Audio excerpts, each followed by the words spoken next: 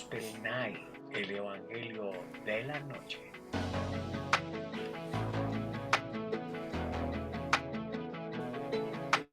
Muy pero muy buenas noches, queridos amigos. Estamos aquí en Gospel Night, el Evangelio de la Noche.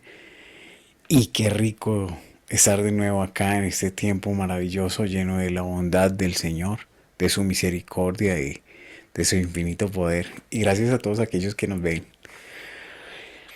por primera, segunda, tercera vez, cuarta vez, quinta vez, no sé cuántas veces nos haya visto. Muy buenos días, buenas tardes, buenas noches a todos aquellos que se han tomado el tiempo para escucharnos. Qué rico. Un saludo a nuestros amigos allá en el otro continente. Qué bendición, de verdad. Y poder compartir, seguir compartiendo en este momento tan maravilloso que estamos viviendo en nuestra historia nacional. Todo lo que estamos pasando, ¿sí? Eso es importante. Pero yo quiero que vayamos hoy a nuestro devocional, pero antes de pasar a nuestro devocional, yo quiero que oremos un tiempo, oremos un momento y le entreguemos al Señor ese tiempo y le digamos al Señor: Padre, tú que estás en los cielos y que tu voluntad es buena, agradable y perfecta allí en los cielos, permítenos que esa misma voluntad que está allá en los cielos sea aquí en la tierra, que lo que nosotros no aceptemos y que podamos atar, Señor, aquí en la tierra, sea también atado en los cielos, en el poderoso nombre de Jesús. Amén. Bueno, querido amigo, estamos en un tiempo muy lindo. Es un tiempo devocional, sí. Yo sé que usted se ha tomado el tiempo, la molestia de muchas cosas. Y seguimos con nuestro devocional. Hoy martes 9 de mayo. Y estamos en 2 de Samuel capítulo 15, versículo del 24 al 37. Y dice la palabra de Dios: iban también con el Sadoc y todos los levitas que llevaban el arca del pacto de Dios, y se asentaron el arca del pacto de Dios, y subió a Abiatar después que todo el pueblo hubo acabado de salir de la ciudad. Versículo 25. Pero dijo el rey Sadoc: haz volver el arca de Dios a la ciudad. Si halló gracia ante los ojos de Jehová, él hará que vuelva y vea el arca y su tabernáculo. Y sí, dije: no me complazco en ti, aquí estoy, que haga de mí lo que bien le parezca. Versículo 27. Dijo además el rey al sacerdote Sadoc: ¿no eres tú el vidente? Vuelve en paz a la ciudad y vuelvan con vosotros los dos hijos, Ahimaas tu hijo y Jonatán hijo de Abiatar, y mirad que yo me detendré en los llanos del desierto hasta que llegue su respuesta de vosotros, que me traiga noticias. Entonces Sadoc y Abiatar devolvieron el arca de Dios a Jerusalén y se quedaron allá. David subió la cuesta de los olivos e iba llorando, con la cabeza cubierta y los pies descalzos. Todo el pueblo que traía consigo cubrió también cada uno su cabeza e iban llorando mientras subían. Dieron aviso entonces a David diciendo: Ahitofel está entre los que conspiraron con Absalón. Y David exclamó: entorpece ahora, oh Jehová, el consejo de Ahitofel. Cuando David llegó a la cumbre del monte para adorar allá a Dios, Usai, el arquita, le salió al encuentro de sus vestidos rasgados, con sus vestidos rasgados y la cabeza cubierta de tierra. Y David le dijo: si vienes conmigo, me serás una carga. Pero si vuelves a la ciudad y dices a Absalón: rey, yo seré tu siervo, como hasta aquí he sido siervo de tu padre, así seré ahora siervo tuyo. Entonces podrás desbaratar los planes de Ahitofel.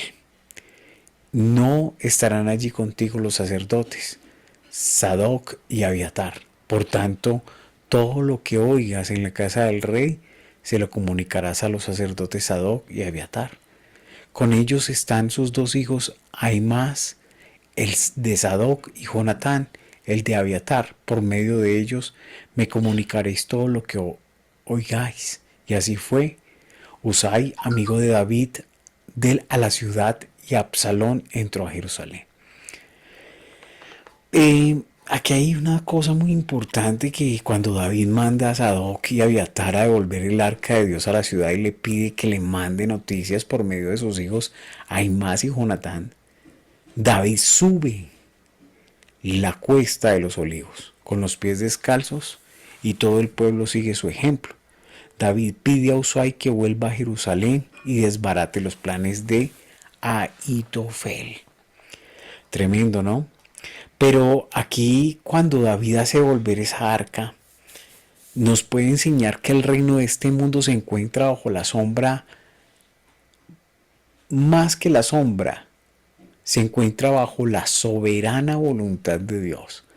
Cuando David huye a Jerusalén, el arca de Jerusalén, para confirmar su reino, y Dios lo ha reconocido como el rey de Israel, por tanto tener el arca consigo servirá de recordatorio de que no es Absalón, sino David el rey de Israel. No obstante, David manda a Sadoc a devolver el arca a Jerusalén, ya que su reino no depende del arca, sino de la voluntad de Dios. Además le pide a Sadoc y a sus hijos que le mantengan al tanto de la situación en Jerusalén. Y David hace todo lo que humanamente puede hacer, pero siempre inquiriendo la voluntad de Dios. Una pregunta muy tremenda aquí que nos podríamos hacer en este programa de Gospel Night en esta noche es: ¿por qué David envía el arca del pacto a Jerusalén? ¿Por qué? Porque es una estrategia. Porque es el entregando algo que él se logró llevar a Jerusalén, a la casa de David. No dependía de que él llevara la arca como un día Saúl la llevó a la guerra, como un amuleto, no. Tenía que recordársela al pueblo que era Dios que había hecho el pacto con el pueblo. Y recordar que esos elementos que estaban dentro del arca era lo que Dios había pactado en esa alianza con el pueblo de Israel. Las tablas de la ley, la vara de Aarón que reverdecía y el maná que cayó allá en el desierto. Estupendo, ¿no? Entonces muchos se preguntarán por qué David envía el arca de pacto a Jerusalén. Escriba ya su respuesta, por favor. Otra pregunta es: ¿en qué debo esforzarme poniendo mis ojos solo en Dios, aún en medio de una crisis? Hoy estamos viviendo muchas crisis. Yo creo que en Ucrania hay muchos cristianos que están viviendo crisis, tanto económica, social, política, de todos los factores culturales. Entonces, ¿en qué debo esforzarme poniendo mis ojos solo en Dios, aún en medio de una crisis? Respóndala usted en su casa. David ora a Dios. David huye de Jerusalén al monte de los olivos llorando con la cabeza cubierta y los pies descalzos. David nos recuerda a Tamar, quien reaccionó de la misma manera después de sufrir el abuso sexual de su hermano Amón. Y la tragedia de David fue el resultado de no haber impuesto una disciplina contra Amón, aun sabiendo que había abusado de su hermana.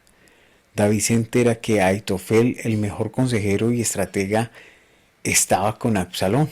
En su desesperación ora a Dios pidiendo que entorpezca el consejo de Ahitofel, y entonces aparece Usai ante la presencia de David. Dispuesto a ayudar, David le pide que vuelva a donde está Absalón y le prometa fidelidad para desbaratar los planes de Ahitofel. La oración transforma la desesperación en esperanza.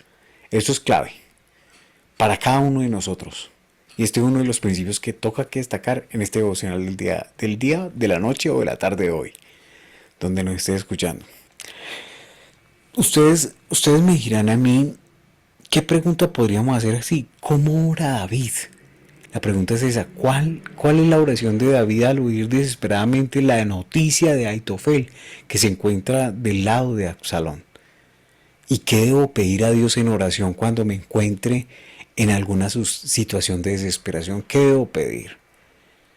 Pues aquí hay una forma de hacerlo, y es enviándole una carta a Dios diciéndole que aún en los momentos de tristeza y desesperación, que nos ayude a soportar que el poder reconocer su soberanía, su voluntad, que eso es lo que deseamos en nuestro corazón, que su gracia, confiar solo en Él, porque Él es nuestro socorro, su presencia, para poder rasgar cada corazón delante de Él, en su presencia, las personas y las situaciones, porque Él le utiliza a las personas y a las situaciones ¿para qué? Para ayudarnos. Por eso hay que ir con socorro ante Él, porque Él trae ese oportuno socorro en momentos de aflicción y restaura cada paz, hermano. De verdad que esto es maravilloso. Es maravilloso saber que Dios está obrando de una forma sobrenatural, no solo en la vida de David. Hoy nos está matriculando acá en la oración. Nos estamos matriculando en la oración. Porque la oración de nosotros tiene que estar llena de fervor en Dios. Llena de necesidad, de sed de Dios, de hambre de Dios. Necesitamos reconocerlo en nuestros caminos. Queridos amigos, qué rico de verdad compartir con cada uno de ustedes este momento tan especial, yendo de nuevo a la cruz, volviendo a reconocer ese sacrificio que hizo nuestro Señor Jesucristo, no solo en Semana Santa, y vuelvo e insisto en eso. ¿Y por qué en Semana Santa? Porque es que la mayoría de personas buscan a Dios solo en Semana Santa. Hay que reconocerle todos los días, levantando oración y ruego, aun cuán pecadores seamos, hermano. Pero recuerde que esto es un programa muy especial y se llama Gospel Night, el Evangelio de la Noche, con el pastor José Gómez. Bendiciones. Esto es Gospel